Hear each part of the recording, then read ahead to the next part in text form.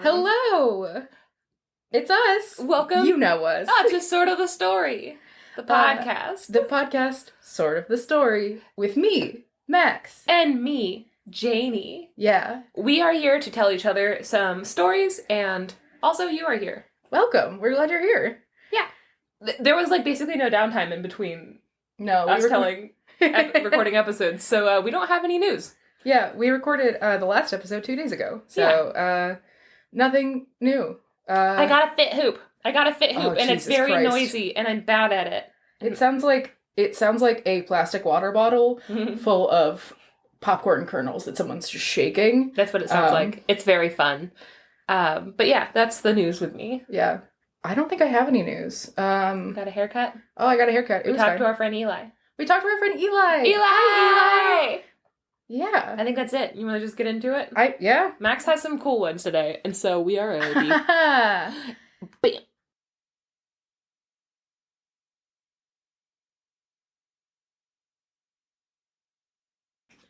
All right, Max. I have a candy cane, and I am ready to learn. It's January 15th. It's the 16th. It's my cousin's birthday. Oh, hell. Happy birthday, your cousin. Mm-hmm. So I got a couple little stories for you today. I recently purchased a book called Strange Tales from Japan, 99 Chilling Stories of Yokai, Ghosts, Demons, and the Supernatural. The illustration at the cover is scary stories to tell in the dark meets, just Japanese horror. It's so cool. It is translated by William Scott Wilson, collected and retold by Keisuke Nishimoto.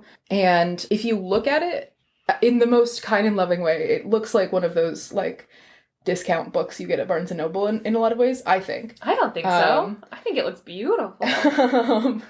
But this is genuinely one of the best, collections of folklore that I've read. Just from a purely, folkloric and anthropological perspective. William Scott Wilson, who is the translator and also collaborator on this work, talks in his foreword about, what this means in terms of, how these stories can help you get a better understanding of, how people in Japan, think in some ways, and, how Japanese culture is, psychologically and things like that, which is really cool. He also talks about all the different places that Keisuke Nishimoto got the stories from. He was saying, you can get, big collections of, the old manuscripts of, tales told of heroes and everything like that were written down by, monks and, courtesans hundreds and even thousands of years ago.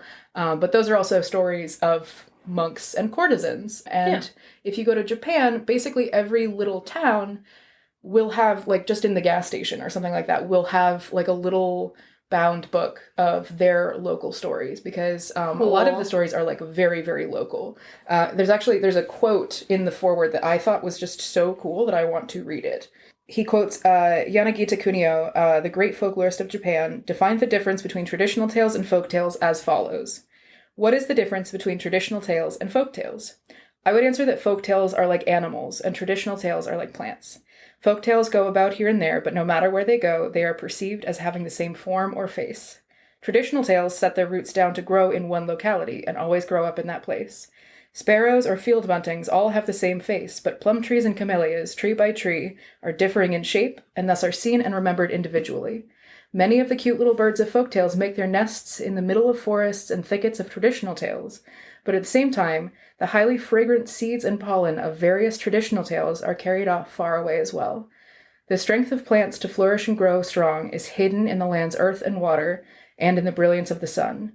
History puts these to use just as in cultivating the soil in agriculture.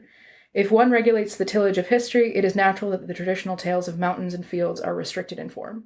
So basically saying just there are these grand folk tales and everything, the traditional tales that are known about Japan and everything like that, but then there are also the folk tales which are specific to the place that they come from, and they are told word of mouth. So someone might pass through a region, hear the story, and then bring it home, but the way that the stories are told is necessarily, rather than saying, once upon a time, you tell where the story comes from. So they are necessarily bound to the place that they're from in many ways, which is really cool. That is awesome. Yeah, it's just really, if you're interested in the study of folklore, his intro is really cool as a kind of a primer on how, on a good and ethical way to think about collecting folk tales. So anyways, super, super cool. Nishimoto Keisuke, or Keisuke Nishimoto, I'm actually not sure which one is correct, but he also wrote Nihon Kaiden Shu, Nihon Densetsu Shu, and Senso no Hanashi, which are all the originals of the stories that are retold here and translated by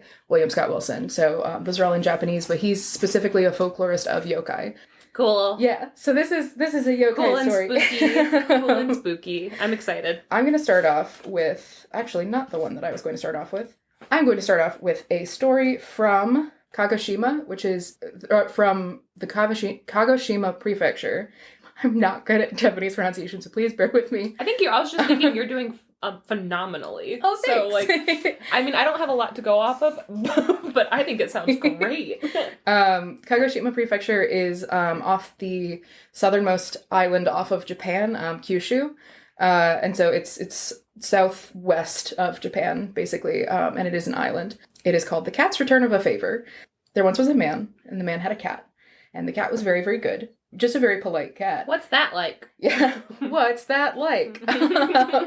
Except that, like, very, very occasionally it would steal, like, scraps of food from, the table after they were done with dinner. Yeah. So one day, the man prepared this spectacular feast of, like, this huge fish that he had caught. And the cat stole the fish off the table before he could serve it and tried to eat it.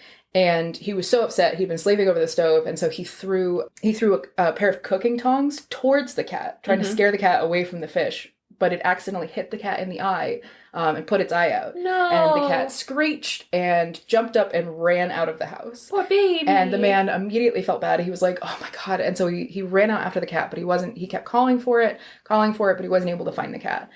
So he went back home. And sometime later, months, years, he had to go on a business trip out of town. He conducted his business. And then on his way home, he realized that it was getting close to dark, and he was kind of in the middle of nowhere. So he was like, I've got to find a place to stay. Mm-hmm. And he saw off in the distance a house with a single light on. And so he went to the house, and he was like, excuse me, I need to get home, but it's getting dark. Can I stay with you for the night? Mm-hmm. And this woman with one eye comes out. Oh, no. And she says, yes, absolutely, you can come stay at the house. And so she makes him this beautiful dinner and gives him a pallet to lie on and everything. And she sort of looks at him curiously and she says, do you know who I am? And he says, no, I don't think so. I think I would remember you. And she says, I'm your cat from before. Hello, I'm the cat. Hi. You're a cat. The man immediately jumps up and he like falls over himself apologizing. He's like, I'm so sorry. Like, I didn't mean to hit you with those tongs. And I was just trying to scare you off, and I'm so sorry. And the woman is like, it's okay. Like, I don't have an eye now, and that's not great, but I understand you didn't do it on purpose, and I completely forgive you. And the man is like, oh, thank God. Like, I felt terrible about that forever. And the woman is like, it's fine. I mean, I was stealing fish, so I deserved it. No, the punishment does not match the crime. And she says, listen, this house is a trap. It's the home of a cat monster who eats people. It traps people in the house and then eats them. So you gotta, like, go before you get eaten. Her as a cat is suspicious, but go ahead. And he's like, oh my God. Like, yeah, absolutely. And so he packs up all of his things and she says, okay, you gotta run. As soon as you get out of the house, there's gonna be this rock rain, like a rain of rocks that will come down on you, thousands and thousands of rocks. No matter what, though, you can't stop. Keep your head down, but, like, don't trip, because if you trip, you'll be dead. Like, there are thousands of cats outside now that you're in here, and they will kill you and eat you. Oh, shoot. So you have to just open the door and run. This is definitely a nightmare my mom has had. My mom was, like, very, very terrified of cats. This is her worst nightmare. And she says, you have to go. Thank you so much for all the years that you took care of me. Unfortunately, once these other cats and cat monsters find out that I let you go, they're going to kill me. Oh, so, no. Anyways, bye. And then she bites off her own tongue and dies. I'm sorry. What? Run with him, crazy. So the man, like, runs out and he is hit by this, like, hailstorm of rocks, and he sees all these cats running after him. But he is very careful and he doesn't trip, and he runs all the way home, and he gets home safely, and he's like, wow, what a good cat. And that's the end of the story. Oh. So that's just a little primer for you. So is a yokai get into the real business. just a demon? Just like a... Yeah. Okay, so I should have talked about this. Can you... Yes, it's a demon. There are a bunch of different kinds of demons and stuff like that. One of the most famous ones is like Oni, which are basically ogres. You see like masks a lot and stuff. There are also Hanya, which are like female Oni who a lot of times when you see like no opera, N-O-H in Japan, it's stories of like yokai, specifically Oni and Hanya. I feel like I've seen mostly the Hanya then, right? Like the beautiful it's yokai. like a beautiful woman with usually a white mask that has like, she'll have like horns or something like that. Yeah. So, but yokai can be literally anything. This is something that's come into pop culture a lot more recently, but there's like anything from like kappa, which are little like either turtles or sometimes frogs that have a bowl on top of their head, and they're like tricksters kind of, but if you empty out the water in the bowl on their head, they die. And like there's like the Japanese no, I'm sorry, that's Chinese hopping vampires. So not Chinese hopping vampires. There are effectively yokai in China as well. Like obviously there was lots of communication between. And so there are Chinese yokai as well. But just I'm trying to focus on Japanese, and I'm doing a terrible job. No, you're doing a great job. Just keep going. That was a great explanation. Also, there's one called the Kuchisaki Onna, who is a woman whose mouth is split on both sides. That's the one. Like a Glasgow smile. Yeah, it's super messed up. She like, there's her and there's like a bunch of other yokai that are like women who will come up to you like when you're walking the streets of Tokyo at night, and they'll be like, do you think I'm pretty? And if you say yes, then they'll like eat you, and if you say no, then they'll like claw your throat out. So it's kind of a no-win situation. Lots of you could just not respond. No, you can't. There's a way to get through it, but I'll let you guys Google that. I'll have fun. There's a podcast called Cryptid Keepers, which they did an episode on the Kuchisaki Onna that's very good, and I love them. And also, you should listen to that podcast. You got to go into the vaults because they don't do it anymore. Yes, the podcast has ended, but which is fair because there are a lot of cryptids, but after a while, I feel like you're repeating cryptids. You know, like there's just so many cultures have the same ones. Yeah, just variations on and stuff like that. So anyways, they can be literally anything. Some of them are like animals, and some of them are like more like demons, and some of them are just kind of people that are fucked up. But they're all like, a lot of them have like sort of tricks that they'll play on you. And so like you have to know about them in order to survive an encounter with them. So that's kind of what yokai are. There are a lot of them. And we just saw like a cat demon. Like we just saw the cat version. Amazing. Yeah, I'm going to be talking more about cat demons. That's the topic for today. A wonderful intro. Now to my main story. I'm really excited to know this. I genuinely am. Also, great. New cryptids dropping. New cryptid, baby! All right. So, Once Upon a Time. Okay.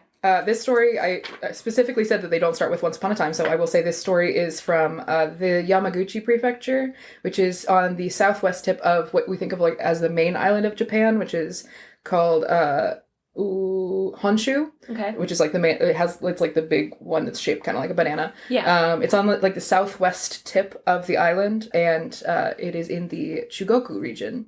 So Yamaguchi Prefecture is where this story comes from. In the Yamaguchi Prefecture, there was a housewife and a maid who lived together. The maid sort of looked after the housewife, and the housewife was an asshole. This maid started feeding a stray cat, and eventually it sort of became her cat, as happens to all of us all the time. Yeah. That's not sarcasm. That's something that actually happens. That's how most people get their cats. So this maid starts feeding this cat, and the cat sort of bonds with her, and it just becomes her cat. The housewife hates cats. Every time she sees this cat, she will throw things at it and kick it. And she keeps yelling at the maid. She's like, you have to get rid of that cat. You have to get that cat out of here. I hate that cat. Rude. And the maid won't. Yeah. She loves her cat so much. She's like, excuse me, I put up with a lot of your shit. Yeah, she's like, I love this cat so much. But finally the housewife gets like completely over it. And she's like, look, either you get rid of the cat or you're fired and get out. And so the maid is like, oh my God. And, she doesn't have a lot of money saved up. The housewife doesn't pay well, so she decides that she has to get rid of the cat. But before she does, find another job. Yeah, before she, goes and gets rid of the cat, she goes to look for the cat, and the cat is gone. And she's kind of the relieved. ultimatum. It's like, Yeah. oh, whoops, sorry, man. She's kind of relieved that she doesn't have to kick out this cat that she loves so much, but very quickly becomes very, very lonely, and she spends all of her time cleaning up after the housewife and just missing this cat that she loves so much. Several months later, a traveling priest comes to the housewife's house. And he says, "Didn't you used to have that cat that was so cool?" And the maid is like, "Yes, but I don't know where the cat is." And he says, "Oh, well, I was actually at this mountain, Mount Inaba, on the island of Kyushu, which is just across the Kanmon Straits from the Yamaguchi prefecture. So it's like a trip away." But he was like, "I was just at that mountain and I saw your cat." Oh, And it so, made it. Yeah, so the maid immediately drops everything that she's doing, and she's like, "Hey, fuck you," to the housewife. Yeah. And she goes to go get her cat. Amazing. And she travels all the way to Mount Inaba, and she gets there, and then she realizes she has no idea how to start looking for this cat. Like, it's a big mountain, and she's looking for a tiny cat. And so she sort of wanders around for a little while, and then it starts to get dark. And so she passes this man traveling on the road, and she says, I think I'm lost. Do you know if there's a place that I can stay near here?" And he says, "Just keep going the way you're going. And there's a place like right up the road." So she keeps going, and she comes to this beautiful, huge mansion just in the middle of nowhere, like completely out of place. And she's like marveling at it when this young woman walks out the door. And the maid says, "I've come to find my cat, but I think I got lost, and it's getting dark. Could I stay at your house tonight?" Yeah. And the young woman sort of smiles at her with an icy glint in her eye, and she says, "Have you come here to be eaten too?" No. And then she sort of like grins in a scary way. Yeah, at the maid. every green Red flag after that is a scary way, no matter what. That's a weird thing to say. So she says, "Have you come here to be eaten too?" And the maid is like, and she feels a chill run down her spine. But before she has time to sort of process, this older woman comes out behind the young woman and says, "Hi, I'm so sorry. Did this young woman just say something super weird to you?" And the maid is like, "Yeah." And she's like, "Okay, I realize that was probably terrifying, but just ignore her." No. No. She's just like that. She's just terrifying. Yes, absolutely. You can come stay in this house for the night. And so the No. maid is like, okay, but she doesn't really have an alternative because it's dark now. And so she comes into the house, and the old woman prepares a bed for her, like a pallet bed, and she makes her dinner and everything. And she is sort of like, "Look, I know that this is super suspicious, but I promise you're safe, and like everything is fine, I swear." Okay. And so the maid, sort of settles down, and she goes to sleep. She wakes up at midnight, and she hears the sound of someone talking in the next room. And her first thought is that it's a flesh-eating demon. Yeah. Yes. Specifically, she like wakes up and she's like, someone's talking. Gotta be a demon. Okay, but like I would also think that. Like I would never forget what that lady said. But like you're just like, you wake up and you're like, oh, someone's like, "Oh, hey, what's up?" And you're like, "Oh, gotta be a demon. Oh my god, somebody's here to eat my flesh. Here we go." Okay, but again, that's also what I would think. Yeah. That's not a far off reach for what she's just experienced. That's fair. I just, you can't live in fear. You can't go through your life thinking that everyone who's talking is a flesh-eating demon. You know what? Counterpoint, yes you can and you should. Are they a flesh-eating demon? Remains to be seen. Okay. So she opens the sliding paper door in between her room and the next one. She opens it just a crack, and she peeks in, and she sees, lying on the floor, completely asleep, the two most beautiful women she's ever seen. And they're both just sleeping. Yeah, minding their own business. Yeah, but they're obviously not talking. And so she is like, oh, it must have been the room after that. So she goes to the room beyond that, and she cracks the door a little bit. And she sees two more of just these absolutely beautiful women sleeping on the floor. And she, obviously, there's no one talking there either. So she's like, okay. And she stops and she listens very closely. Yeah. And she tries to hear what the person's saying. And she realizes it's the older woman who she met earlier speaking to the younger woman who threatened to eat her. Yeah. And she says, the older woman is kind of chastising the young woman. And she says that maid is a very kind person. She just came here for her cat. Aww. And you, under no circumstances, should you fasten your teeth on her. Nope. And she's sort of telling her off. And so the maid is listening to this and she's like, fasten teeth on me? I didn't realize that was a possibility. I have to leave. And so she goes back to her room. She starts packing up all of her things in her little bag very, very quietly. Yeah. And she's getting ready to, like, jump out the window to just get away. like run through the paper walls. And the old woman, just as she's about to run away, the old woman comes to her door and says, hey. And the maid looks up, and it's the voice of the older woman and the clothing and everything of the older woman and the older woman's body. But on top is the head of her cat that was missing. Oh, no. And so this old woman is actually an old cat woman. Okay. And so she has like a cat head, human body. And she's talking to her and she's like, hey, I don't know. I feel like you might have heard what just went down and I want you to know that you're safe. And at this moment, the maid realizes that she has been caught in the trap of a cat demon. And so she is fully panicking. Yeah.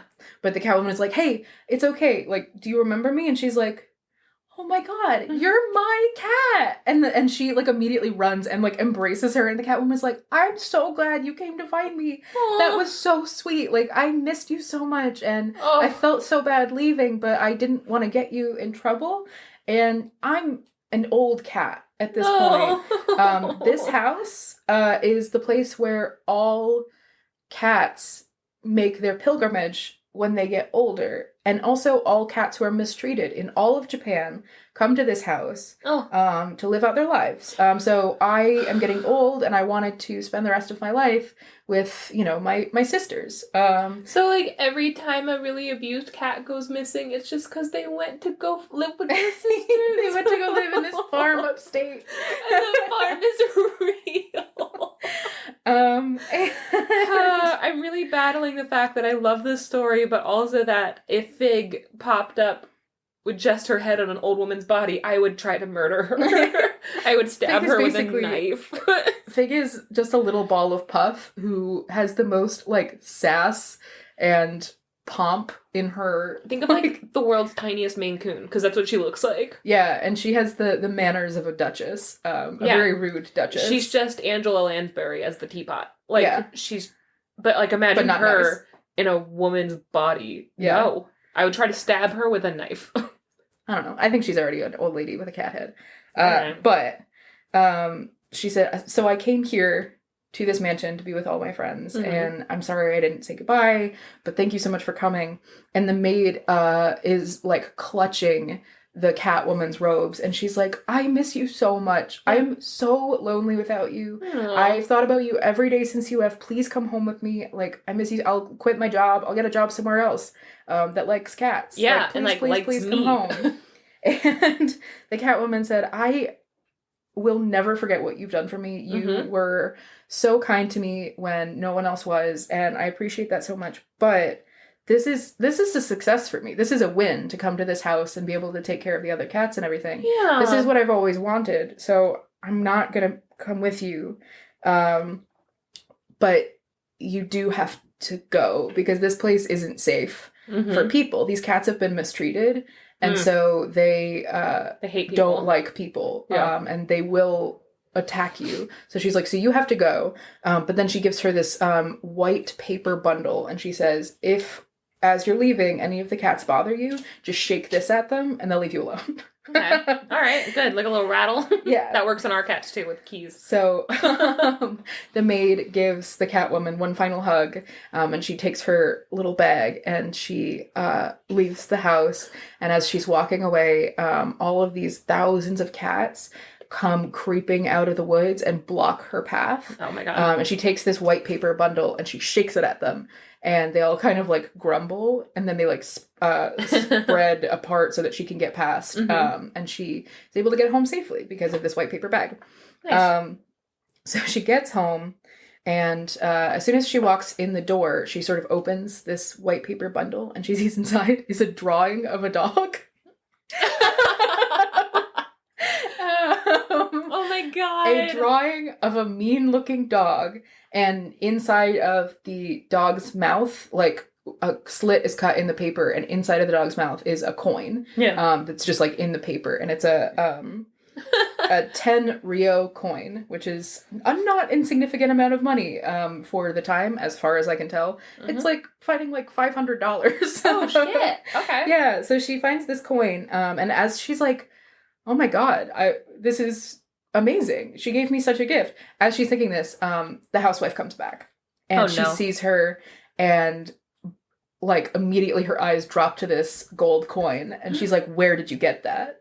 And the maid is like, I went to this place to go find my cat. And then there were cat demons. Yeah. And then the cat demon, who was my cat, gave me this thing to shake at the cats to scare them away so that I could get home safe. And it had a coin in it. And that's where I got it. Yeah. And so the housewife is like, oh, well, if a maid is worth 10 Rio, then this noble woman is absolutely worth like 100 Rio. Oh no. So she takes down all the details of the story from the maid, and then she goes off to she goes off to Mount Inaba herself. She makes this trek, and she gets to Mount Inaba. And she gets to the mansion, and she sees it, and she calls out, I've come to see the cat I once took care of. Oh, no. And the young woman with the grin? Yeah, the toothy grin pops her head out, sees this woman, kind of rolls her eyes, and then goes back into the house. And then a minute later, the old woman, the cat woman, comes out, and she says, hello. You need a place to stay for the night? And the housewife is like, yes, thank you so much. And then she comes in. The Catwoman makes her bed and dinner and everything like that. And the housewife lays down, and she doesn't really sleep because she knows what's coming, and she's super excited about money. Oh my god. But at the stroke of midnight, just at the time that the maid told her, she slid open the door to the next room. But instead of the two beautiful women that the maid saw, she sees two furious feral cats glaring at her. Oh my god. And she's like, oh no. I've made a mistake. Oops. So she kind of like sneaks around them while they like watch her with these piercing cat eyes. Her every movement they are looking at her full of hate. Yeah. And so she kind of sneaks around them and then goes to the next room, and she opens the door, and in there are two more bigger, scarier feral cats. This is my mom's worst nightmare. And she's like, oh shit, I fucked up. And so she turns around to run, and right behind her is the old woman, and she now has the cat head. Yeah. And she says, the housewife says, oh my god, thank God, it's you, the cat that I took such good care of and allowed into my home. If this cat won't remember. Yeah, she's like, oh, my sweet cat that I love so much. It's time for us to go home, unless you have to stay here and, like, give me some way for safe passage home, which I would totally understand. But, like, I missed you so much. And the cat woman just spits at this woman with fury. And she says, I will teach you to have mistreated me. And she, like, rears back, and with her massive razor-sharp cat teeth, rips out the housewife's throat. Fuck. And that's the end of the story. Oh, shit. So, lots going on there. I really love that cat killed her. Yeah, amazing. Don't abuse animals. Fuck that lady. Don't abuse animals. Don't kick cats. Don't be a dick. And also, if you abuse cats, don't then go to the cats and ask for $1,000. That's really fucking weird of her. I know. She's dumb as hell. Yeah. Yeah, I like that a lot. Also, really like, this is just me, personally, my reading of this story. Hot lady who is a cat, lesbian, paradise. Just all of these, just all these women all sleeping together. They're hot ladies. They're also cats. Yeah, I'm a big fan of the one that greets everyone with just such fucking attitude. I know. Yeah, I love her so much. She's a mood. I also love the old woman who is such a, like, just so fucking stone cold that she let this housewife into her house and, like, fed her dinner and was super polite and then, like, waited until the right moment and got her. I love it so much. Yeah, that's fucking terrifying. Ooh, cat demons. Also, as you were telling that story, Fig kept coming in and out, and genuinely I was like, I don't know, that made me nervous. She's also now, like, wrapped up in a curtain, and you just see a lump that is her shape. I'm gonna take a picture of it, and if I remember, I'll put it on the Instagram when we air this. Yeah, I love Lesbian Catwoman Paradise. I love, also, yokai are demons. They're monsters. Yeah. But they seem to have a moral. Most often, they are straight up evil, will kill you. Mm-hmm. There are some categories and, like, species of yokai that don't really want to hurt anyone. Kind of, like, some of them are, like, you know, justice and vengeance based, but a lot of them just kind of hang out. They're just hanging out. They're just doing their thing. I really like specifically, though, that these cat demons are like, hey, if you abuse cats, we'll kill you. Yeah. Which is fair. They also have, like, the memory of, like, but if you treated us really well, then, like, I'll do anything for you. Like, I'll literally die for you. Yeah. Amazing. I love it so much. I love Lesbian Cat Paradise. I also have another very short story. So in this book, Strange Tales from Japan, it's split into sections, and it's really difficult to split a book like this into sections. But they split it into sort of themes. So, book one, it's split into 2 books within the one book. Book 1 is traditional tales, which come from, you know, like, those older manuscripts and everything like that. Book 2 is the strange tales, which are just kind of like the stories that are usually, like, more regional, are sort of spread out in time from, like, you know, indeterminate pre-now time to now time, where, like, there are lots of yokai who are, like, specific to, like, being under street lamps in the middle of the night in a city. So, but cool. Within that, it's split into this section is called Shape-Shifting Cats. Yes. And there are 5 stories in it. I'm sorry, 4 stories. The other categories are things like snakes, wild boars, and crabs, living heads and skeletons, being deceived by foxes, strong samurai, people who were cursed, rivers and lakes. So it's very hard to categorize. Stories about strong samurai. That sounds great. Yeah, hell yeah. So this section is specifically shape-changing cats. Also, love this illustration. Keep that in mind. I'm gonna put that on all our of these Instagram. Illustrations are amazing. Anyways, so they're absolutely amazing. But in this category, there are 4 stories. So I'm just going to go ahead and tell the 3rd one real quick because it's great. Go. So basically, there was a samurai and his son and his wife, and they lived in a house, and the house also had a cat. One night, the samurai and his son went out to go to the opera together, and they left the wife at home. Nice. Yeah, real nice. Father-son date. Yeah. And the woman was sort of just bored and, like, sitting in her house, and the cat out of nowhere says, hey, hey, what's up? And the woman is like, hey, little hello? shorty, let me whisper in your ear. Yeah, this cat has never spoken before, so she's like, oh, what the fuck? And the cat is like, hey, do you want to hear what song your husband, the samurai, is listening to at the opera right now? Cute. And the woman is like, yeah, okay. And so the cat, like, sort of cocks its head, and it sings in, like, a tinny little cat voice the song at the opera at the same time her husband is listening to it. It's like, all alone in the moonlight. It's just singing cat. And it's kind of singing and doing, like, a weird little cat dance. And she's watching it, and she's like, oh, shit. Okay. And so then the cat finishes the song, and she's like, wow. And she kind of claps, and then she kind of laughs because she realizes that she's, like, clapping for a cat who's singing and dancing for her. And then the cat is like, cool, did you like it? And then she's like, yeah, that was great. And then the cat is like, sick. Never tell anybody that this happened. And then, like, the cat, like, walks away to a different part of the house. And the woman is like, okay. This woman's super chill so far. Yeah. She's like, okay. And then the husband and the son come home from the opera, and they tell her all about it, and she doesn't say a word about the cat because she promised the cat that she wouldn't. Cool. A couple months later, a traveling priest comes through and stops at their house, and he's like, oh, that's a cool cat that you have. And they're like, yeah, thank you, that's our cat. And he's like, I feel like I've seen this cat before. You know what? I have seen this cat before. I was walking around and I was past this garden, and it was like late at night, right?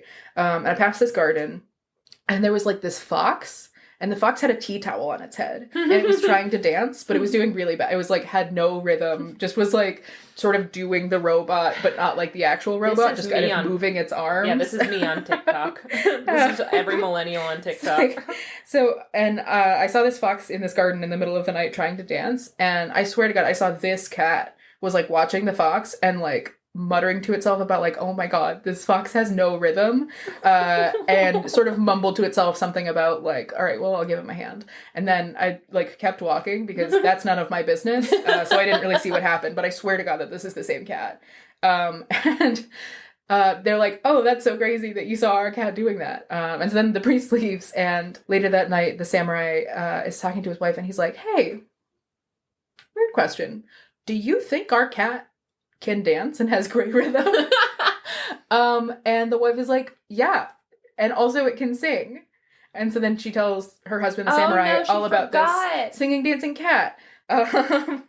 And he's like, oh shit, that's crazy. We've got a super cool cat. And she's like, yeah, what a cool cat we have. Aww. And then they go to bed and they fall asleep. But the next morning, the samurai wakes up and his wife's throat has been clawed out. Fuck. And she's dead. And the cat is never seen again. And that's the end of the story. Oh no! Snitches get stitches. If you see your cat singing and you make a promise to that cat that you won't tell anyone, and then you tell someone, you're gonna get your throat cut out. The moral of that story literally is snitches get stitches. Oh my God. Anyways, so I got like, it's just this weird story about a cat that sings and dances, and then at the very end it's like, and also murder. Don't fucking trust a cat that can sing and dance not to kill you in the middle of the night. Just don't trust a cat not to kill you in the middle of the night. That's the moral of the story. A lot of these stories feel like nightmares where they kind of like don't have like logical story progression in the way that we traditionally think of. It's not like someone does something wrong and then they're punished for it and there's a moral or something like that. It's just like people are just hanging out and then suddenly like a frog that's on fire falls out of the sky and is like, what's your favorite cup? And they're like, I don't have any cups. And the frog is like, ah! And then it like they light on fire and they die. That's like all this just like weird nightmares. I love it so much. I'm gonna be telling so many more stories from this book because it's so much fun. Please do. Amazing. That was fantastic. Cat demons, guys. Cat demons. Oh, quick notes. I did a little bit more research on just like yokai in general, but also specifically these yokai. Oh crap! I lost my page in my journal. Okay, within the category of yokai, which just means like things that aren't us. Basically, it's like the others is what it translates to. There is a category of kaibyo, which is specifically yokai that are cats. Okay. Within that category, there is a yokai called bakeneko, which is a cat that transforms into something, literally a changed cat. Okay. So it's a cat that starts off life as a normal cat and then like becomes a demon and like physically changes somehow. Oh, okay. And within the category of bakeneko is neko musume, which literally translates to the cat's daughter, which is a cat that turns into a woman. Okay. Or woman that turns into a cat. It's a subcategory of bakeneko. Bakeneko, the bake in it comes from obake, which is another category of yokai, specifically changed monster, or changed yokai, so something that changes into something else. Cool. Neko musume, the cat's daughter, cat women, is the origin of cat girls. So like on the internet. Like what? Cat girls. Like just like in Japan, like the girls who wear their little cat ears all the time and are like meow. That's where it comes from. Is from these cat demons. That's cute. I know. That's even cuter. I got all the way to the end of researching this, and literally the last thing that I got to was them being like, anyways, this is cat girls. And it's literally the first time that I had remembered the existence of cat girls in this whole story about cats who are girls. And I was like, I'm dumb. I didn't put that together either. But also, I didn't have any appreciation for those girls. And now I have so much appreciation. They're modeling themselves off badass demons, but they're doing it like, meow, I'm cute. They're so cute. Oh my god, that means they can all kill you with a knife. Anyway, great job. I hope it does. I sure hope it does. Amazing. Yeah. Cat demon ladies. Cat demons. Cat demons. And that's the story. And that was sort of the story. That's sort of the first story of the 2 stories. So there's going to be another story. And there's 3 stories. Story. Stick around. There's going to be another story. Hey!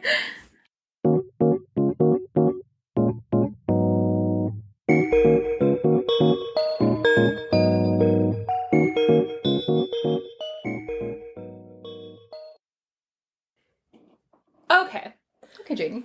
Okay, Max. Janey, okay. Max, okay. So, I'm nervous about mine. And I'll tell you why.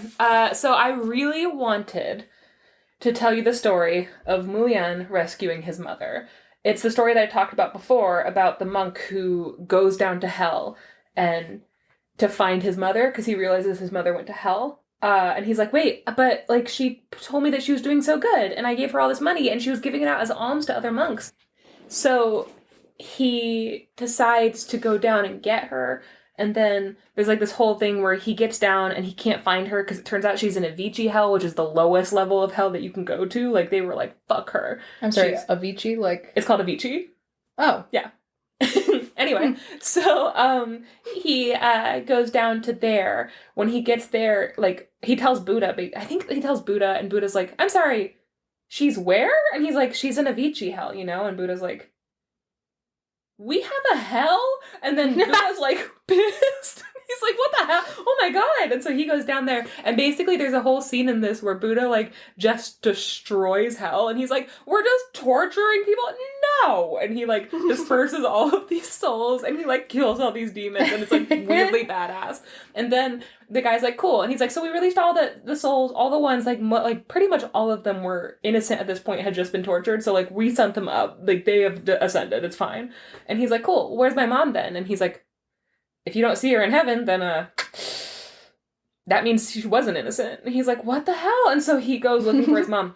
Then Buddha's like, go and search, knock on every single door, basically in the world, and ask for alms, and eventually you'll find your mom. And so he does this for like 5 or 10 years, and he knocks on every single door asking for alms, like, you know, begging, doing his monk thing. And he finally gets to this one house, and a black dog runs up to him, and the dog's like, I'm your mom! And he's like, oh my god, hi mom! And he like finally found her after doing all this work. And she's like, being a dog is terrible. I eat scraps and like everything smells bad and I hate it and everybody's mean to me and blah blah. And she just spends the whole time complaining. And he's like, Mom, like I don't know, isn't it better than hell? And she's like, no, this is terrible. It's not better than hell. You thought you were doing me a favor and really you just made me a dog. And he's like, I didn't. And so then he like gets her out of being a dog. He's like, okay, well listen. And so he like finds a way to get her out from being a dog, and she becomes a hungry ghost because they can't just let her ascend because she's terrible.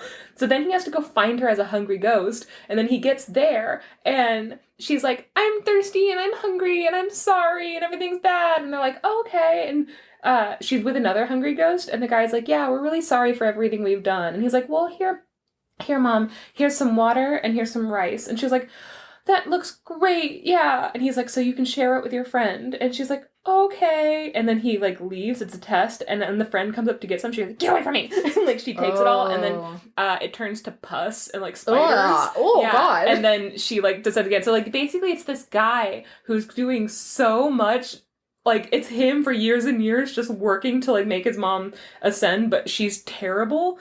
And it's about filial piety. And in reality, I'm like, no, it's about toxic parents. Anyway, so I was excited to tell you that story that I just told you. But it was a good story. End of podcast. That's it. And that was sort of the story. That was sort of the story. Because that's what I remember from reading it like 10 years ago when I was studying Chinese in George Mason. So then I was looking for the story, and last night, or yesterday, day before yesterday, I found it, right? I found a PDF, and I was like, cool, save, and I'll read this later. And then I didn't realize, because I was like, it's pretty long. I'll take like an hour and just read it. It's not like long, but it's like long enough that I can like look up all the sources and stuff. And then I realized it was only half of the story. It stops when he finds her as a dog. And I was like, oh, shit. So then I looked everywhere. I spent like 2 hours today just like every once in a while. I also last night, I was like, I gotta find this story, thinking I would find it. Cannot find it anywhere. It's Muad Galyayana saves his mother, and it's specific, like it's an Indian story that then they translated into like Tang Dynasty in China, and they found the manuscripts in Dunhuang. Like, it's like this big old story, but like I cannot find it anywhere now. Oh, so that's the worst. Yeah, so there's a lot of details that I'm missing, and so I can't tell you that story. Forget you heard it. When I was in high school, I took a creative writing class at the local community college, and one of the short stories that we were assigned to read was like the coolest story I had ever read. And then I, like 2 years later, I was trying to like explain it to someone, and I was like, I can't remember what it's called, and so I kept searching for what it was called, and I couldn't find it for years and years and years, and I didn't find it until like a year ago. It took like 12 years to find the story again. It's The Man Who Knew Bellstar, Bellestarr. Nice. It's really cool and fun. It's about a badass lady who's a murderer. So like in year 12 of us doing this podcast, I'll finally tell you the story of Mulian saving his mother. Yes. It'll be great. So with that, I had about an hour left before we were supposed to record today, and I still couldn't find it. Like, up to the wire, I was like, maybe I can get all the details I need from like synopses, and I still couldn't do it. And so I was like, ugh. So then I picked up some books and I just started flipping through, which is what I do when I don't know what story to choose. Is I picked up my the Illustrated Treasure of Swedish Folk and Fairy Tales, the one with John Bauer's illustrations, and I was like, I love this book. It hasn't let me down yet. So I'm just going to flip to a random story, and I'm going to start reading. And I did, and I came across Leap the Elk and Little Princess Cottongrass. It's by Helge Killen.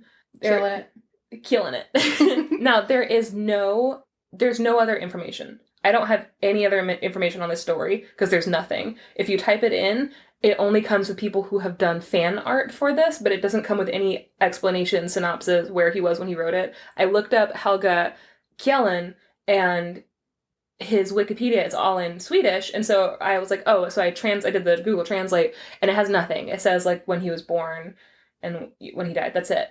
And so, and that he was, like, an author. So, like, I'm gonna let you figure this out, but I'm a little disturbed by this story, and I don't know exactly. We'll talk about it, but I don't know if this is as fun as the past ones. But it has some beautiful illustrations by John Bauer. And remember, every time we see like long blonde hair and stuff like that, usually that his wife was the model. John Bauer's wife was the model. However, this is about a little girl, so hopefully not his wife. Hopefully. Okay. Here's hoping. So I'm going to read the intro first, because I will say Helge Kjellin has one of the most beautiful writing styles ever. This is a translation, but this is the most beautiful intro. This is just the intro written. Quote, "Have you ever been in a large forest and seen a strange black pool hidden deep among the tall trees? It looks bewitched and a little frightening. All is still. Fir trees and pines huddle close and subtle on all sides. Sometimes the trees bend cautiously and shyly over the water, as if wondering what might be hidden in the dark depths. There is another forest growing in the water, and it too is full of wonder and stillness. Strangest of all, never have the two forests been able to speak to each other. By the edge of the pool and out in the water are soft tussocks covered with brown bear moss and woolly white cotton grass. All is so quiet, not a sound, not a flutter of life, not a trembling breath, that all of nature seems to be holding its breath, listening with beating heart. Soon, soon. And then a gentle murmur stirs the crowns of the tall firs, and they lean together and begin to sing softly. Yes, we have seen him, far, far away, and soon he will be here. He is coming. He is coming. A murmur sweeps through the forest, bushes rustle and whisper to each other. The cottongrass blossoms bend and bow back and forth. Yes, he is coming. He is coming. I'm skipping forward. You hear a few twigs breaking far away. They come closer, come closer. There's a crash of snapping bushes, branches, and twigs, a clatter of fast-moving footsteps and heavy panting.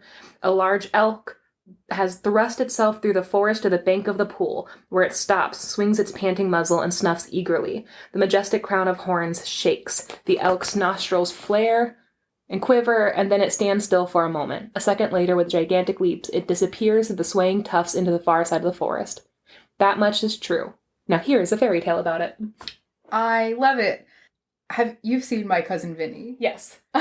Yes. This is just Marissa Tomei's monologue where she's like, imagine you're a little deer. Mm-hmm. and you've been running around all day and you're just thirsty and you come to this beautiful clear crystal spring and you lower your sweet little fuzzy little lips to the water and you take a sip and then BAM! Some asshole with a rifle blows your head clean off! Now here's a fairy tale about it. That basically is it. It's just this beautiful intro. But watch My Cousin Vinny. Okay, honestly. It's amazing. This is the My Cousin Vinny podcast. It starts one of my off favorite with this movies of all time. gorgeous first person. It's a little bit ominous. It, like, really pretty. So now we are going to go into, and that was... Actually, reading it now, having heard this whole story, it does have, like, a really beautiful cyclical nature in the story. Mm-hmm. I like his writing style. Okay. It's like the story is, like, the reflection of the forest in the water that's almost the same, but not quite. Not quite, and necessarily the two never distinct. Shall meet. Yes. Yeah. Okay, so... Metaphors. I'm an English major. Beautiful. Once upon a time... We start off in the meadow of Dream Castle. It's summer, it's beautiful, and in this meadow, there's the tiniest little girl, and she's the princess, right? She's a beautiful little princess. She has long blonde hair, and they say, like, she's rosy and small and just, like, perfect. And she's in this white gown that is made of silk and satin, and it's thin as gauze, and she's sitting there plucking the flowers. Now, she... always goes to this meadow, and basically her dad and mom, the king and queen, are sitting on their thrones, they're holding their scepters, wearing their crowns, and they're ruling the kingdom. And she's kind of expected to be there with them, but she gets so bored that she literally will just, like, sneak off to go play by herself, because she only has herself. She's the only little kid in this castle. It also makes a point several times to always mention she is a child. There's a couple red flags in this story for me, and the fact that they constantly talk about how beautiful she is, but then immediately being like, and also she's small because she's a child, and it's like a weird thing for me. I don't know. In 2022, it's weird reading this. But she's sitting next to, in this meadow, and she's doing her thing, and this giant elk suddenly comes out of the forest, and he starts to walk, like, past her, and she's staring at him for a second, and she calls out, and she's like, "Hi, what's your name?" And he stops and he looks at her with his big head and he's like, "My name is Long Leg Leap." And she's like, "Oh." Makes sense. I like it. Long legs. Cool. And he's like, "What's your name?" And she's like, "I'm Princess Cottongrass. I'm the princess of Dream Castle." And he's like, "I'm the princess. Oh. Of grass. Of Cottongrass." So she's like, "I'm Princess Cottongrass." And then she, like, picks up her crown because he's looking at her like, "Oh, you're a princess." And she's like, "I am." And she picks up her little crown and she puts it on her head like, "See? Princess." And then she takes it off and she puts it on the ground again. And then they start talking. So cute. She's the cutest thing ever. And so they start talking, and as she gets up, and then he looks at her for a long time and he's like, "You're beautiful. You're a beautiful little kid." And she's like, "Thank you." And she gets up and she just gets up and starts petting his muzzle. And she's like, "And you're a very good elk." And he's like, "Thank you." So they, like, have been talking, and he's like, "Well, I have to go." And she's like, "What if you take me with you?" And he's like, "Oh, I can't take you with me. You live here. You're somebody's child." And she's like, "Please." And so then she starts to basically just beg and plead. She's like, "I'm so bored. I can go with you. You can take me to the forest and you can show me life." And that's, like, her whole thing. And he's like, "The world is really big and it's scary and it's cold. I'm afraid if I take you, it will hurt you." And she says, "Okay, but think about this. I'm really warm. And I have enough warmth for everyone." And I can give it to everyone. And she says, yeah, she's super cute. But she says, "I am small and good. So I think I'm going to be good for the world." That's so cute. And so eventually Leap consents. He's like, "Oh, okay, it's going to be dangerous and scary." And she's like, "Okay, but I'm not scared and I trust you." And so he bends his head and she climbs up onto his back and he's like, "Okay, but hold on to my horns, okay? Because we're going to start running." And then they start running off into the forest. And they're... Hold on tight, spider monkey. Hold on, little spider monkey. Surprise, I'm telling Twilight. We should, guys... We're going to retell Twilight one day. Yeah, our April 1st episode is going to be... Oh my god. Wait, I'm going to cut that so that we can actually do that. Yes. Okay. So, they run off into the woods. Okay, so they have been going for a very long time, right? It's getting darker. He's taking her to where he was born. So he's like, "I know this forest really well. I was born here. I spend every moment of every day here. Like, this is my forest. And he's like, I'm going to take you to where I know. But she's eventually getting, like, tired, and also she's getting really hungry. And so he kind of teases her, like, are you regretting your decision already? And she's like, no. And he's like, okay, well, we can't turn back, but don't worry. Like, there are berries up there, it's fine. And so eventually he takes her to this beautiful grove where all of these berries are, and she jumps off his back, and he's jumping from, like, tuft to tuft, like grass, and she's jumping after him, and she's playing, and she's forgotten that she's tired, she's popping berries in her mouth. It's so having cute. A great day. Yeah. So then they set off again. And as they're walking, you know, he's like, you know, we have a little further to go. She's full of berries, and she starts hearing noises. And far off in the distance, she's seeing lights, and she's seeing little figures dancing. And as they get closer, she's like, who's up there? Like, what is that noise? And he's like, oh, those are elves. Okay. He's like, and then he says, they seem sweet and friendly, but you must never trust them. Don't speak to them. Just hold on to my horns really tightly, and you have to pretend you don't notice them. Promise? And she's like, okay. And so they keep going. And she's wearing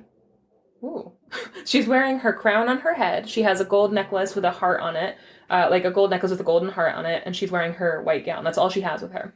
And so they're going through, and all of these elves suddenly start to swarm them. Like, they see them, and they're like, oh! And so all of these hundreds of tiny little elves start to jump around, and then they start, like, straight up, like, weirdly catcalling her. They're like, hey, who are you? Hello? Like, are you not going to talk to us? Like, you're not going to smile at us? Like, we're being really nice to you. You'd be so much prettier if you smiled. Like, oh my god, she's not even smiling a little. Hey, where are you going? Hey, little mama. Can I get your number? God, can you just give me your number? Like, I'm a nice elf. So they're all being, like, really gross.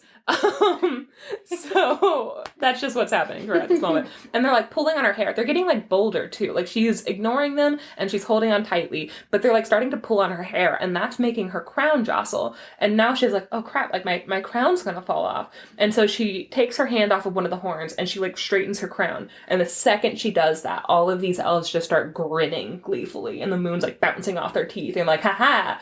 And they snatch her crown off her head, and they run, because there was, like, a protective power that the elk had over her as long as she was holding onto its horns, but the second she let go of one, they were able to, like, take stuff from her. And so they run off with their crown, and she starts just bawling, right? And she's like, they took my crown, and now she's like, what are my parents gonna say? The king and the queen, like, they're gonna be so mad at me and stuff like that. And so then Leap the elk is like, hey, why did you let go of my horn? Like, I told you not to let go of my horn. Like, I gave you specific instructions. You didn't listen, and now look what happened. Like, are you happy? And she's like, well, I was afraid. And he's like, well, you know what? Fine. He's like, but just so you know, like, it could have been much worse. Like, you're probably never going to see your crown again, but they could have taken you too. So, like, you know what? It could have been worse. We're going to keep going. And he's annoyed at her. And she's like, and then it specifically says, yet the princess could not imagine anything worse than what had just happened. Like, the worst thing that's ever happened to her is that somebody took her crown. And so they stop and they go to sleep, right? And so what she does, though, see, this is where the story turns, right? So it doesn't actually turn. It stays in, I don't know. Okay, so the princess, they go to sleep. She takes off her gown, and now she's completely naked. Because apparently this little princess sleeps naked. And she hangs her gown up on a bush really carefully, and then she goes to sleep. And Leap the elk all night stands next to her, and he guards her. He doesn't sleep a wink. He just stays there guarding her and protecting her. And so the next morning, he wakes her up. He touches his muzzle to her forehead, and she, like, wakes up and stretches, and she looks at him, and she's like, today I'm going to go bear. And he's like, okay. She's like, I'm gonna go elk. Just a couple of animals in the forest. And she's like, I'm gonna go bear. He's like, we're all gonna go beast mode. I want them to be the story. But she's basically like, I'm not putting my dress back on. Like, I'm just gonna be like a naked little girl riding on a moose. I'm going full feral. So, on a moose? On an elk. Sorry. Oh, if I was that elk and she called me a moose, I would kick her in the head. To death. Okay, the fact that I have been struggling not to say elf this entire time. No. Anyway, so she's like, I'm gonna go bear, and he's like, okay, and it specifically mentions, like, he cannot, like, say no to her. Like, he loves her so much. But, so it says, he had watched over her all night, and now this morning he realizes as she's talking to him and she's like, blah, blah, blah, and she's like babbling about her plans and she's going about and looking at stuff, he suddenly realizes there are full tears in his eyes. And he's like, why am I crying? Like, what's happening? And then it says he doesn't understand why, quote, except it felt autumn approaching and was seized by a desire not to be alone anymore. And that makes him a little bit crazy. And so he bends his head, she climbs up, and he bolts into the forest. And now he's like furiously running, like he is like completely lost whatever like sentience he's having, and now he's just like full on furiously running in the forest, and branches are like whipping her in the face and on the hands and stuff like that, and she's like, hey, and every once in a while she'll call out to him like, I'm scared, I can't hold on, and he like doesn't hear her until eventually he stops. They burst through like a wall in the forest and they stops, and now like there's like a quiet and they've started walking again. And so she's like now like, who? But as she's like quiet for a little bit, right? She's like, clearly he's going through something. Like, oh, no. We're getting further and further away from my home. And so like they keep walking.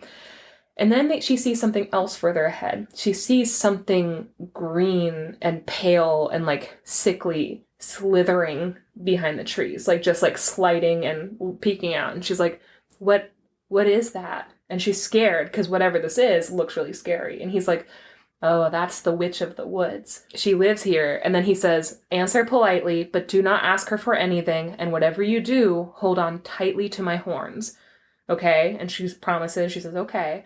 And then the witch glides closer, but she doesn't show herself entirely. She just like is halfway behind trees and she's peeking her head out and like curiously staring at them. And every time they walk, she'll like slither behind another tree. And so she's like this weird green shadow that's like just following through this forest. And the girl is trying not to look at her, but she knows she has icy green eyes and she has a blood red mouth that she keeps licking like out of curiosity. And so eventually this witch kind of comes a little bit closer. What? I'm picturing, God, what's his name? Oh, I'm gonna butcher it. The, Peaky Blinders, Cillian Murphy. Yes, I'm picturing Cillian Murphy in a long wig. Just like ruby red lips, piercing eyes. Cillian Murphy hiding behind a tree. Oh, that's the Witch of the Woods. I be the Witch of the Woods. I be the Witch of the Woods. So... Finally, this witch, Cillian Murphy in a wig, comes up. Clickety Cillian. Comes up and basically says, like, hey, what's your name? Like, who are you? And the little girl, very politely, because she was told to be polite, she's a princess, she says, I am Princess Cottongrass of Dream Castle. And the witch points at the dress. So this little girl has taken her white dress and she has draped it over, like, the elk's horns. And she says, what's that? What are you carrying? And the girl says, oh, that's the best gown I have. That's like my best dress. Which now I'm thinking about it, she probably didn't want to wear it anymore because she was going through the forest. She was like, I'm going to like, keep it pretty. It's like as thin as gauze. So, and so the witch begins to beg to see it. She's like, can I please see your dress? I would like to hold it. I want to look at it. And the little girl is like very polite and she says, oh yes, of course you may see it. And so without thinking, she takes her dress and she lets go of one of the horns and she takes it. And the witch snatches the dress and then like runs through the forest cackling. So now the little girl's like, my clothes are gone. And she's like bawling and she's upset. And of course the elk is like, why? I told you not to let go of my horns. Like literally, and he says, if you had let go with both hands, you would have had to follow the witch and you probably never would have come back. Which I'm like, tell her that. Yeah. Don't just tell her not to let go. Tell her why she can't let go. Poor communication is the villain in every fairy tale. Fairy tale. Like, again, if you're trying to protect someone, tell them why and how. Mm-hmm. So... yeah, it's a bummer. So, but she forgets about the dress quicker than she forgets about the crown. Like that one, she gets over pretty quickly. But that night, she falls asleep under the fir trees, and Leap is again standing there watching over her. He apparently doesn't need to sleep because it doesn't mention that by the end of this, he hasn't slept for 3 days straight. Like he just will not sleep if she's there. But she wakes up the next morning and she realizes she's all alone. The elk is gone. And so she looks around and she starts to panic. And she's like, Leap, like long leg Leap, are you here? And she starts to, cry out for him. And so he comes from the undergrowth, like he pokes his head out and he's like, no, I'm here. It's okay. I'm here. And he's like breathing really heavily and he looks really shocked. And so what he had done was he had gone to the top of a hill and he had started sniffing the air because something had changed and he couldn't figure out what it was. And he started sniffing towards the east and he smelled something, but he cannot pinpoint what he was smelling, but it made him feel really panicky and scared. And so he's like, I don't know what's happening. And so he lets her climb up on his back. And again, he like kind of snaps out of this sentience and he just starts galloping east. He's like, I gotta get there. Like, whatever's there, I gotta get there.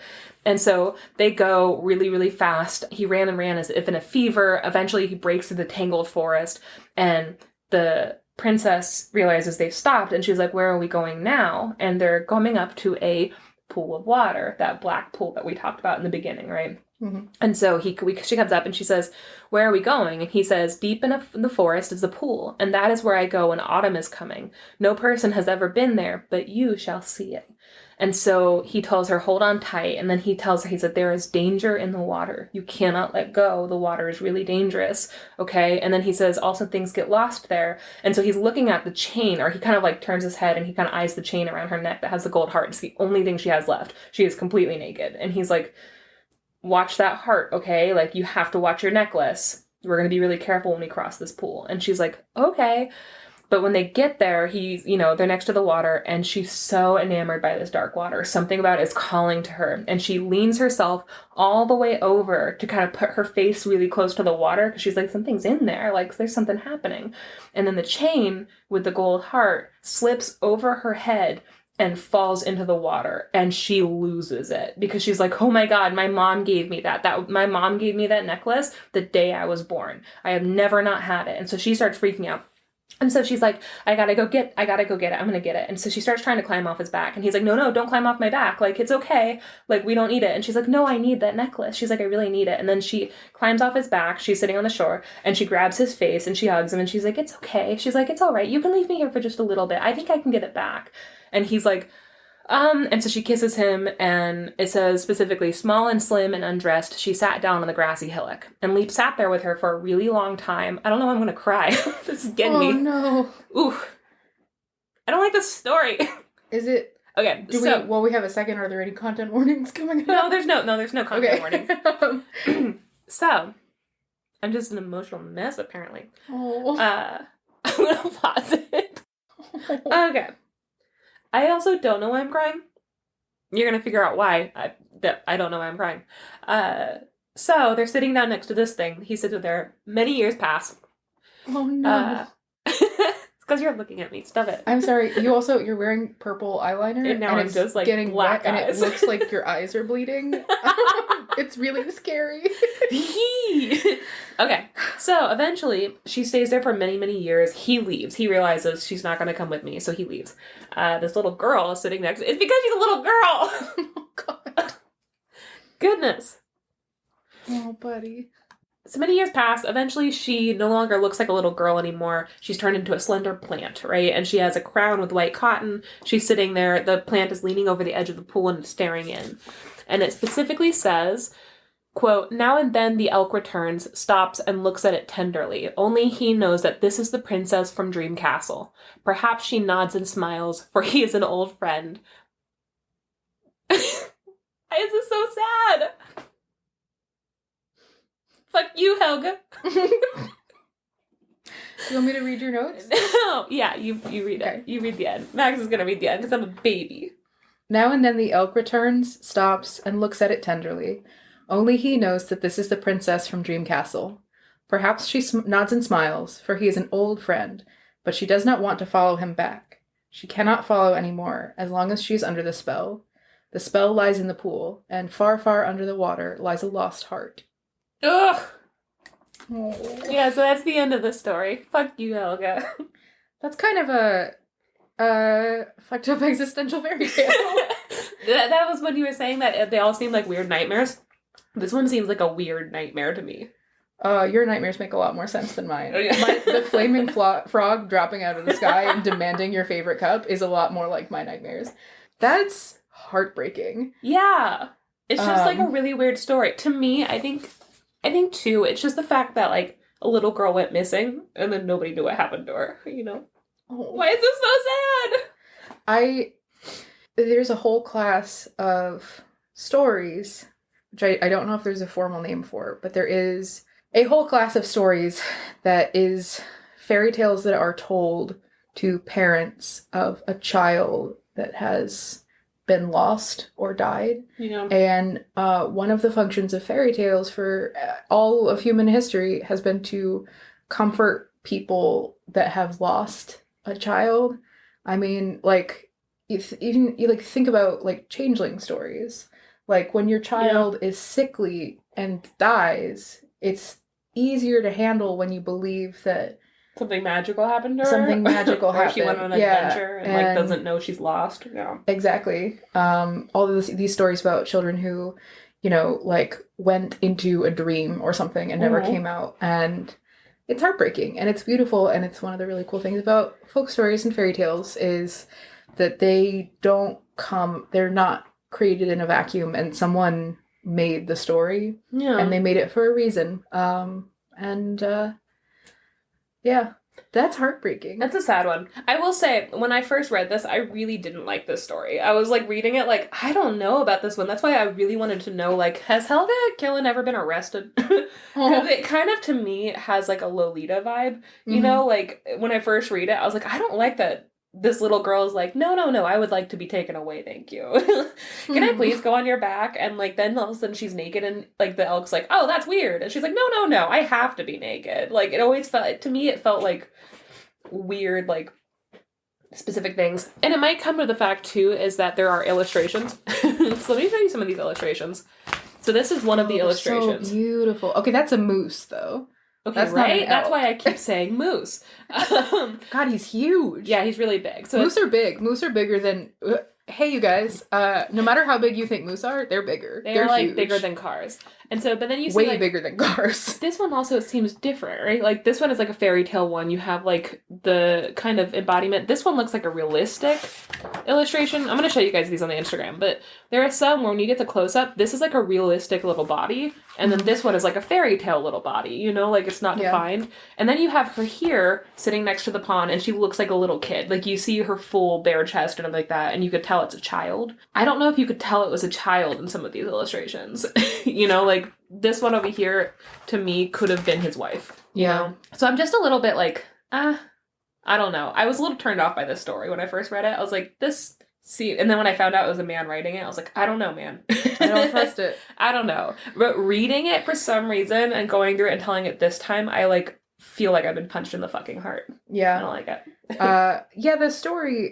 Just the story alone, having not seen the illustrations, it really emphasizes, like, she is a child. Like, kids don't care whether they're wearing clothes. Kids, like, you know, she didn't think to, like, tell her parents that she was leaving, because she's a kid, and it was an adventure. Yeah. You know, it's like, she is very much a child, and some of the illustrations do make it seem like she's, like, a tiny woman, and I don't like that. Yeah, with the illustrations, it makes it a little more sinister. Yeah, but the illustrations on their own are very well crafted, and the story on its own, I feel like, is, like, sort of about innocence a little bit. Yeah. Yeah.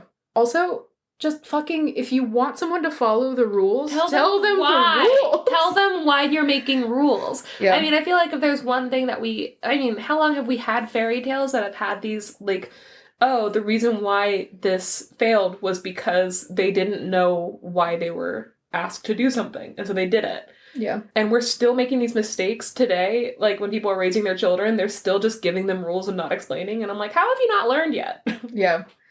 Yep. Do you want me to tell another cat demon story so you feel better? No. Are you sure? It's a little you can tell one. Yeah, tell another cat demon story. That was sort of a very upsetting story that affected me and no one else. I'm upset. Not me just sitting here sobbing my purple eyeliner all down my face. Yeah, looking like a yokai, honestly. Like, blood coming from your eyes. Okay, you tell that, and I'm gonna see if I can get a selfie. Okay. So I can put it on so this is the fourth in the collection of 4 cat demon stories that are in this book, and it's called The Cat and the Pumpkin. So there was this family, they lived in a little house, and they had a little cat, but the man of the house, the father, didn't like the cat, and he was like, fuck this cat, I hate this cat. So he killed the cat, and he buried the cat in the garden. And the next year, in the place where he had buried the cat in the garden, this huge pumpkin sprung up, right? Massive, like, award-winning huge pumpkin on top of where the cat was buried. Eesh. And he was like, oh my god, this is so exciting. And so he makes this big fancy pumpkin dinner for his family, and they all eat the pumpkin and immediately, like, get sick. Like, they are, like, throwing up and, like, shitting themselves and, like, they, like, cannot get this out of their... Like, they are just sick. And there is, like, they are not gonna get better. And so they call the doctor, and the doctor's like, this isn't a medicine thing. This is an angry ghost is trying to kill you thing. What kind of doctor is this? So they go and get like a spiritual leader, and the spiritual leader is like, and he like licks his finger and puts it up to the wind, and he's like, did you kill something that was a living thing here on the property? And the dad is like, yeah, I killed our stupid cat. And he's like, oh, that's what it is. The cat wants you dead. The cat hates you because you killed it. Yeah, fair. And the cat made the pumpkin to kill you. And the guy is like, oh, what do I do about it? And he's like, you gotta make it up to the cat. So I don't know if you can, dude. So the father gets like a bunch of his friends, and they all dig underneath of the big stem of where the pumpkin came up. And they dig underneath, and there's this skeleton of a cat. And the pumpkin, the roots are coming directly out of the skeleton's mouth and up. And so they, like, detangle this cat skeleton from the roots of the pumpkin plant. And they go and they, like, give it a really beautiful burial with, like, a teeny little cat headstone and everything. And then they all feel better. Yeah. And the moral of the story is... Don't kill cats. Don't be a fucking murderer. Yeah, like maybe just don't kill in the first place. Yeah, just to reiterate, be nice to cats, or else they'll make a pumpkin that kills you. Yeah, classic cats. I really feels like they shouldn't need this many stories to be like, don't murder cats. But I can't figure out, I was just thinking, is the story don't abuse cats, or is the story cats are wonderful? Or like the point of these demons, you know, like cats can do anything and they're like magical. Yeah. Like it's maybe both. Yeah, I just really like the image of the cat skeleton with a pumpkin root and like a massive pumpkin growing out of it. I think I'm gonna do some art of it. I was gonna say that would make a cool as fuck illustration. Yeah, amazing. I like it a lot. Thank you for that palette cleanser, which was cat murder. It's cat revenge. All right, well, you're focusing on the silver lining. She's a half. I'm gonna just go ahead. A glass is half full kind of gal. I'm gonna editorialize this here, right? Okay. My new story is that they all eat the pumpkin, they get sick, then they find out that it's the cat doing it, and so they dig up the cat and they go to bury it again. But once they dig it up, the pumpkin plant comes to life and it strangles the dad to death because don't kill cats. Don't kill cats. And then his soul leaves his body and it becomes the cat's soul. And the cat comes back to life and the rest of the family keeps the cat forever and they're happy forever. That's the story that I've made up. Beautiful. Yeah, cat revenge. And that was sort of the story. Goodbye. If you kill cats, you're gonna get killed. You're gonna get killed. All right, guys. Thank you for hanging out. That's sort of the story. See you next week. See ya. Bye. What, you don't think I'm hot? No, I think that you should be freezing cold like me all the time. Well, I'm a hottie, so you'll have to get over it. Hottie with a body. Yeah, a body that is covered in a sweater. Is overheating. Right now. I just think that if you really loved me and you were my friend, you would also be cold. So, what are you hiding? My sweat. Thank you. You're welcome.